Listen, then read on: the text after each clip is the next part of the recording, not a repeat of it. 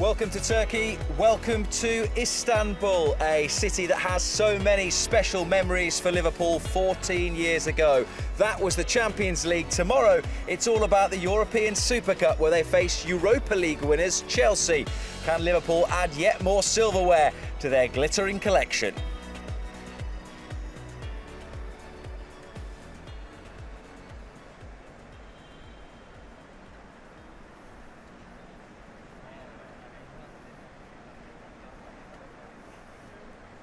Good evening, welcome along to Vodafone Park in Istanbul. Jason McAteer is alongside me. The European champions are literally just about to make their way out onto the pitch to begin their training session here ahead of tomorrow's their Super Cup final against Chelsea, against the Europa League winners, of course. Jason, it's still pretty warm given this stage of the evening. It's a lovely ground, but it is muggy. Muggy, I think, would be the word. Yeah, it is close. There's not a lot of air here. It's not as hot as probably what the lads would have experienced in Madrid or certainly in pre-season, but there's a heat in the air, and like I said, there's a nice mugginess about the place, as you can probably tell from our shiny faces. Rob, stadium? Love it. Beautiful stadium. I like these really tight stadiums. About 50,000 probably will be the attendance. And when I say tight, probably, I mean, you can't really see from the angle we're at, but I mean, the first row of seats is literally 20 foot away. Yeah. So I like it when it's really tight. I think it makes the atmosphere a lot more intense. Like I said, it'll be full tomorrow, so they'll definitely feel the atmosphere, and it feels a lot closer. It feels a lot louder as well when you're on the pitch. As you can see, it's a lovely modern stadium, and fully equipped to hold something of this esteem. Yeah, I should just be clear, this is not the same stadium that Liverpool won the Champions League in back in 2005. It's pretty new. It'll be Liverpool's first visit here. Just a quick word on the pitch, which could probably be in better condition. Yeah, I mean, we've got here about 2 hours ago, didn't we? We had the luxury of seeing Chelsea train as well. Just finished their training session. They were doing a bit of shooting. Batshuayi and Ross Barkley and Pulisic were doing a little session with Frank Lampard. They were slipping over, and when they were planting the feet and trying to turn, the footing was giving way. You could see, I don't know if you can get a close up, you can just see that they've cut the pitch up significantly. There's a bit of a dew on the grass, and they have wet it. So we'll see in Liverpool's training session how the ball's moving around. But at first glances, it doesn't look great, the pitch. A bit bobbly, and it looks like it could cut up. We're just across to our left-hand side at the moment. Jurgen Klopp has his players gathered in a little circle. He's going to be saying a few choice words to them before this training session gets underway. What do you think his message will be, and what sort of significance in the manager's mind will this game carry? Well, firstly, he won't want to show his cards in this training session. They never do the night before. They do have the luxury of coming to the stadium, something that's gone on forever. Even when I was playing, certainly international football, you'd go to the stadium the night before. Managers reluctantly wouldn't want to give anything away, set pieces and, team selection, obviously. So they'll probably just go through a light training session, maybe a bit of shooting. I think Liverpool, what we've seen over the years, certainly under Jurgen Klopp, is they like to have a little five-a-side to finish off, maybe do a little bit of shooting. Not too dissimilar to what Chelsea done, really. But his words there will just be probably about the significance of the game. They want to gain a bit of momentum. They want to, sort of add to what they did against the Norwich victory, which was a really good performance more than anything. Like Jurgen said in the press conference afterwards, there's still work to do, which he was happy about. You don't want the perfect performance in the first game. It's still a work in progress. They're still trying to gain fitness. We obviously had the unfortunate incident with Alisson where he might miss 4 to 5 weeks, we're suggesting. But it's just one of them times he kind of reiterates what he wants from the players and the significance of the occasion. And like I say, he'll want to bring this trophy home. And he's already spoken about making changes, keeping things fresh for this match. And the good thing with the Liverpool squad is, in terms of making changes, those coming into the team will want to say, OK, well, I want to keep the shirt for Southampton on Saturday. Yeah, they will, and he's got a great squad at the minute. Everybody's back. You would only suggest Mane might not start the game, but everyone else is available, really. He probably will want to tweak it with the weekend's game against Southampton in mind. It's not come at an ideal time as preparation goes for the Premier League season, throwing this game in one game after the pre-season started. So he'll have that in mind, and he's got personnel that he can swap and change. You know, I think always the area of contention for me is that midfield area. You know, how does he want to play against which opposition? You know, I think against Manchester United, Chelsea tended to keep the ball in that middle third really, really well. I mean, they dominated possession. I think 52% to 48 against Manchester United. They create a lot of chances, but not a lot on target. I think it was 18 chances they created. So, you know, they weren't very clinical, but in that middle area, they did dominate. So I think Fabinho could start, Milner could come in, Henderson and Wijnaldum can obviously do defensive duties as well, but he'll want to break quick, as what we've seen with Liverpool, certainly against Norwich at the weekend. Well, the players are just in the centre circle doing their early stretching, but it's just behind our shoulder that we can see the goalkeepers going through their early sort of warm-ups, with Adrian there, with Kevin Kelleher there, but obviously with Alisson not there. And this is an opportunity that maybe Adrian didn't think was coming. From tomorrow onwards, he's going to have at least 4 or 5 games, we would think, earliest up until the international break. Yeah, well, I'm sure when he got the phone call, I think Jurgen Klopp would have spelt out exactly what he wanted from Adrian, and that was to sit behind probably the world's #1 goalkeeper at the minute, and if he's needed, then be ready. And we didn't think he'd be quite needed with such an impact that he's going to get. You know, it's great for him. You know, but I always think as well, you know, he's got a great back four in front of him. You know, and if Fabinho starts, he'll have a great 5 in front of him, defensive minded. Obviously, the full-backs will like to get forward, but you know, he's played a lot of games in the Premier League. He's experienced. He knows his way around. It's not like we're throwing young Kelleher in who's not used to the atmosphere and the occasion. You know, Adrian is. You know, I'm fully confident he can do it. He'll do a decent job if he's needed. And I guess that is the sort of mindset you have to have as a goalkeeper, because you never know, you might sit on the bench for 38 games in a season and never get a minute, but you have to be ready. And we saw that from him, didn't we, on Friday night? He made a couple of saves which were routine, but you know, you've still got to be in the position to make them. I think it's the concentration levels and mentally being prepared, I reckon it is, with goalkeepers, because physically, you know, they don't do a great deal of running around. You don't need to be an Olympic athlete to, you know, to play in goal, but your reflexes and all that, and they're training all the time, you know, with the first team keeper. You know, he's probably, you know, with him every day. John Achterberg's a fantastic coach. He'll be putting him through the paces, but I think just mentally being right for an occasion like this is what's needed, and I think with his experience he'll be fine. In terms of their opposition tomorrow, Chelsea, do you think that Frank Lampard might have sat quietly in a room on Sunday and thought, you know what, being a Premier League manager is a little bit tougher than I thought it was going to be? Or do you think he knew the size of the task when he walked into it? They didn't play too badly, in all honesty, against Manchester United. I thought the scoreline slightly flattered United. Yeah, they done them on the break. They were quick. Lapses of concentration at the back cost Chelsea. Yeah, of course. But, you know, I think, you know, in the main, I think they kept the ball really, really well. I mentioned before, I think there was a lack of clinical edge to really moves that Chelsea created. You know, Ross Barkley having a couple of chances. Abrahams obviously hit the post, and the left back hit the bar as well. But apart from that, you can't really mention one out-and-out chance that they had.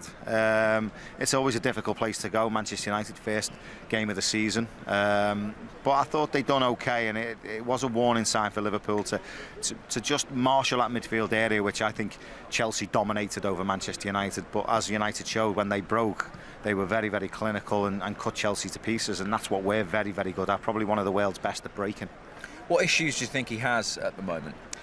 Dealing with the egos in the dressing room. We've already seen him, you know, express his authority with the David Luiz incident. You know, that was done and dusted within a week, wasn't it? He just got him out the door, didn't want him around the place.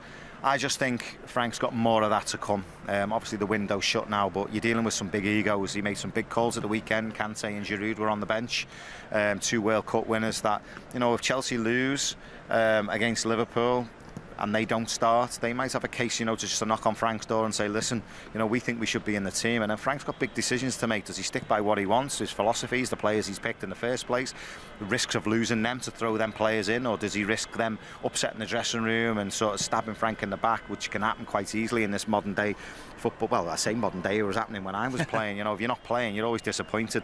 I always think that's the secret of a manager, a great manager, is keeping the players not in the team happy, because you're going to need them one day. You're going to need them one game to come in and perform at the highest level.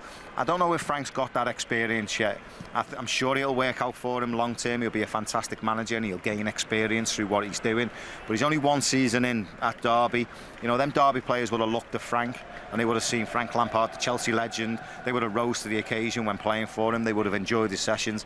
It's different to Chelsea. He's dealing with World Cup winners, you know, top class players at a massive football club. Dealing with egos at that level can be very, very difficult. And I think, you know, I said it the other night when we were talking, I think it possibly might end in tears at Chelsea for Frank. Do you think in terms of being that manager who sticks to his principles and his philosophies, the best person to look at for Frank Lampard is the guy in the opposite dugout to him tomorrow, Jurgen Klopp, because that's what we've seen at Liverpool. We've seen tweaks and we've seen changes in personnel, but really the way he wants to play and the way he said he was going to play at the start, he's still doing it. Yeah, but there's also that man management that you have to be as a manager. You know, Vivi's looking at Jurgen Klopp and thinking, you know, what's his greatest attribute? What's the best thing about this manager? It is his man management skills. You know, Jurgen will tell you he's not a fantastic coach. Pep's the fantastic coach.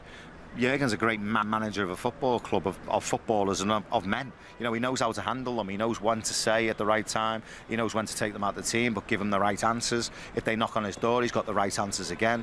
You know, it's a very, very happy camp. You've just seen the noise they're all making there. That, you know, it's a fantastic place to be at Liverpool, but that is down to the manager. You know, very rarely do we see a player knocking on the door and asking to leave. Divock Origi could have left. You know, Adam Lallana could want to leave to get more game time, but they all want to stay and they all want to play for the manager and they all want to play for this football club. So I think if Frank was going to take anything from Jurgen, I think it was his man management skills. Jason, thank you very much indeed. We're going to leave you to it and leave you to enjoy Liverpool's final training session before tomorrow's Super Cup final against Chelsea here in Istanbul.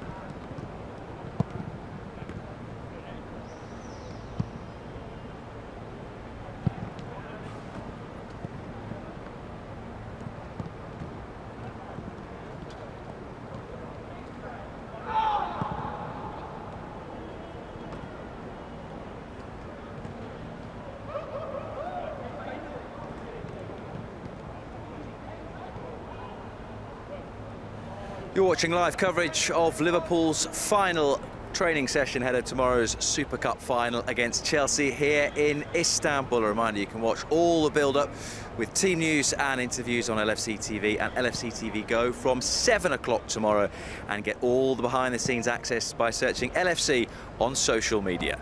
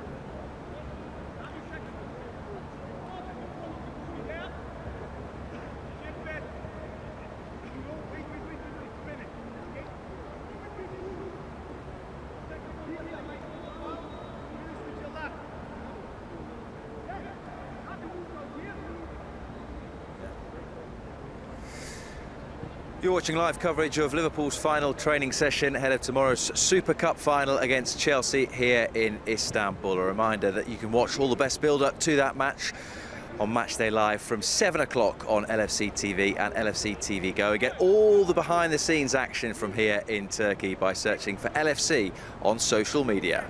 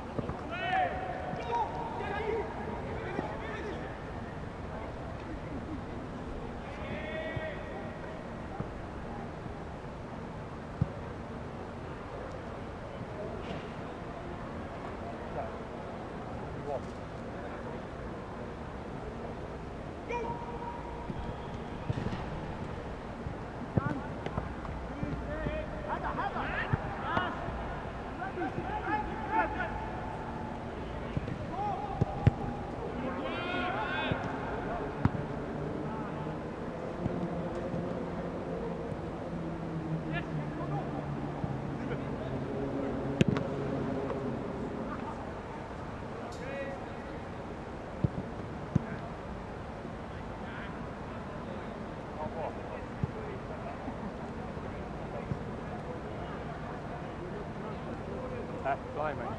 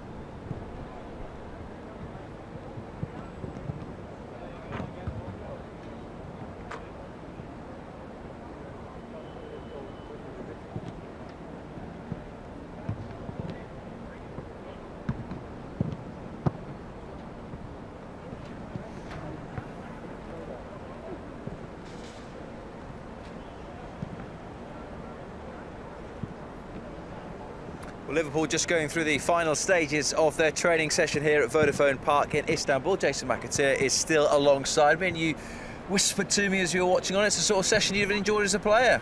Lots of scoring goals, crossing and shooting, very enjoyable.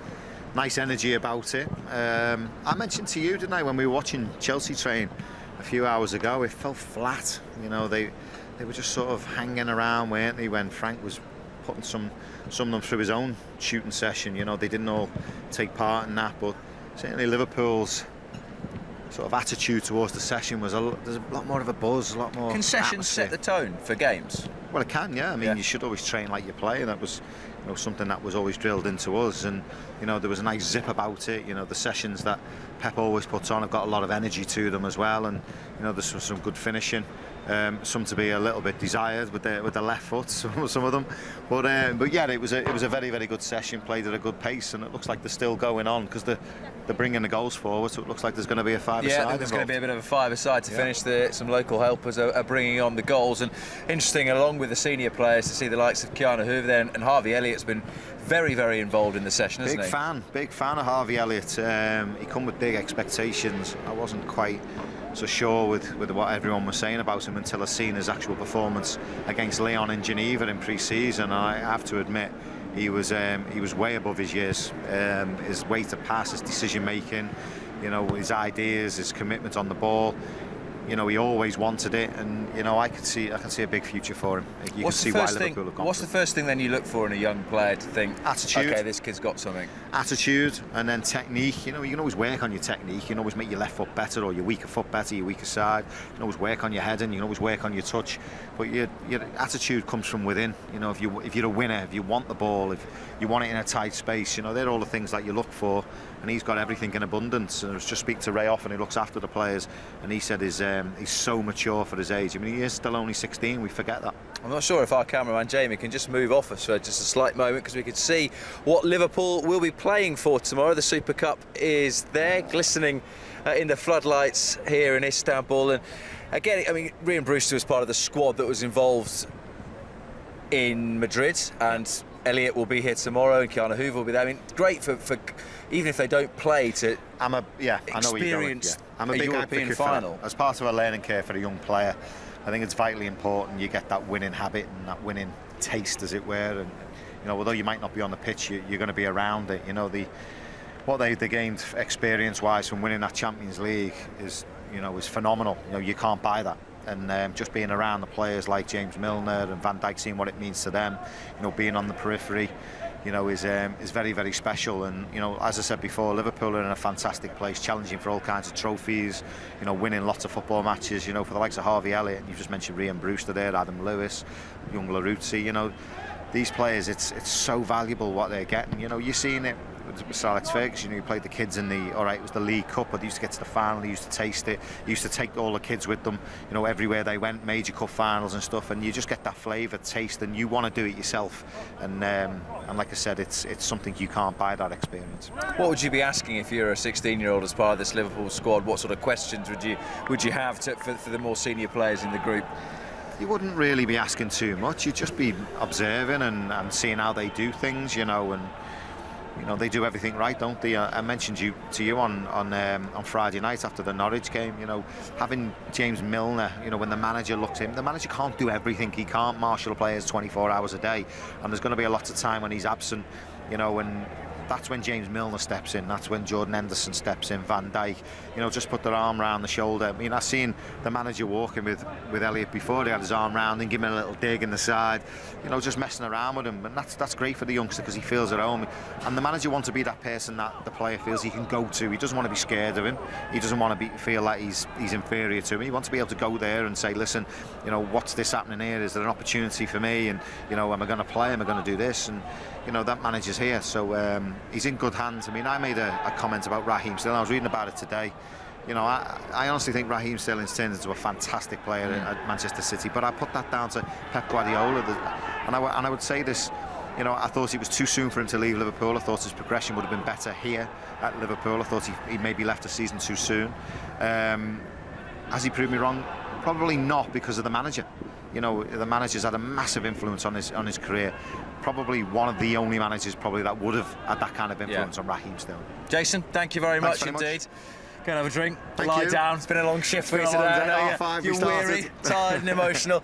Jason will be back throughout the course of tomorrow as we continue to build up to this Super Cup final here. The players just going through their final little game in between themselves, and then they'll head to bed and come back here tomorrow looking to win the Super Cup for the 4th time in Liverpool's history. A reminder, Match Day live from 7 o'clock tomorrow, LFC TV, LFC TV Go. For now though, from all of us here, bye-bye. Thanks for watching.